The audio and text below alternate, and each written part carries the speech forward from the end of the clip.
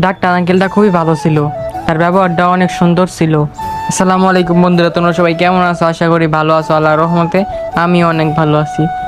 আমার পায়ের মধ্যে একটু সমস্যা আছে, যার কারণে আজকে ডাক্তার দেখাতে যাইতেছি। আর ডাক্তার দেখাতে যাইতেছি আমাদের এলাকার মধ্যেই জবেদ আলী হসপিটালে। এখানে নাকি অনেক ভালো ভালো ডাক্তার আসে। এই কারণে আমি, আম্মু আর ছোটো বোন তিনজনে যাইতেছি গা। আমার এই পায়ের সমস্যা অনেক দিন ধরেই, মানে সকালে ঘুম থেকে উঠলে হাঁটতে একটু কষ্ট হয়। আগেও একবার ডাক্তার যাইছি কিন্তু ঠিক হয় নাই, তাই আজকে এখানে আসলাম, কারণ এখানে অনেক ভালো ভালো ডাক্তার পাওয়া যায়। আর আমার আম্মু কালকে এসে সিরিয়াল লাগাই গেছিল, যেই কারণে আজকে আমার সিরিয়াল দিল 9 নাম্বারে। 9 নাম্বারে থাকলে কি আর 1 নাম্বারে থাকলে কি অনেক ইমার্জেন্সি রুগী আছে, যার কারণে আমার আরও পরে যেতে হইব। আগে ইমার্জেন্সি রুগী করে দেখবো, তারপরে আমার আবার ডাকবো আমার সিরিয়াল হইলে। তো যাই হোক, ধৈর্য ধরতে হইব, ধৈর্য ধরে একটা জায়গায় চুপচাপ বয়ে থাকতে হইব, এছাড়া আমার আর কোনো কিছুই করার নাই। আর এই জায়গায় একটা বাচ্চা বই একটা গেম খেলতেছিল, এই গেমটা আমার ছোট ভাইও খেলে।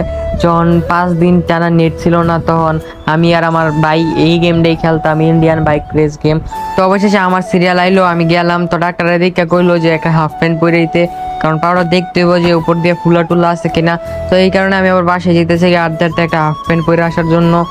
তো আমি এখন বাসার কাছে এসে পড়ছি, হাফ প্যান্ট পরলাম, এখন পরে আবার এই হসপিটালের দিকে যাইতাছি। যাই এখন দেখি পাউডার দেখে কি কয়।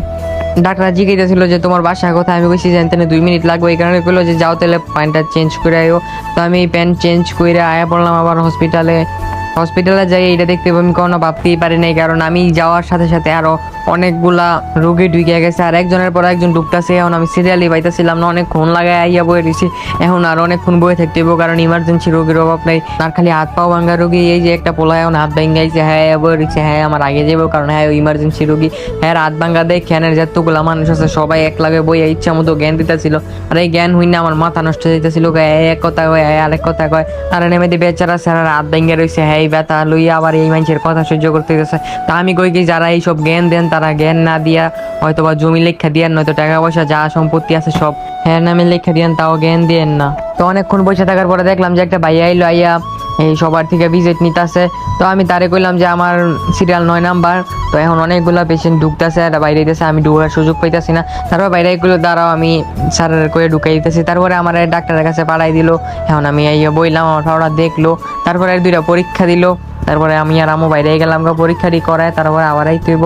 তো এনে জিগেলাম যে পরীক্ষাটি কত লাগবো করতে। তো এরা কইলো যে 2-3টা পরীক্ষায় 1500 টাকা লাগবো। তো পরীক্ষাগুলো শেষ করে আবার ডাক্তারের কাছে আইতে হইব। তাই আজকের ব্লগটা এই পর্যন্তই দেব। পরবর্তী একটা ব্লগে সবাই ভালো থাকবেন, সুস্থ থাকবেন, নিজের দামি জিনিসের খেয়াল রাখবেন। আল্লাহ হাফিজ।